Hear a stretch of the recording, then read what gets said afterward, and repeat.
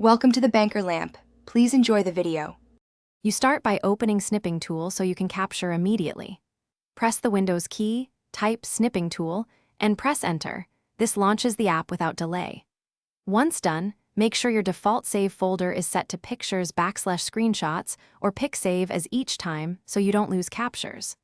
Also verify that no full-screen applications are blocking keyboard shortcuts, because Snipping Tool needs those to trigger captures quickly. This gets you to the capture step in just a few seconds. Now you choose how to capture and why each mode matters.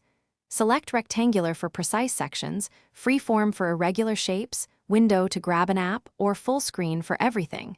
This determines cleanup time later. Use delay when you need menus visible after a click. Set 0 to 10 seconds and hit New to begin.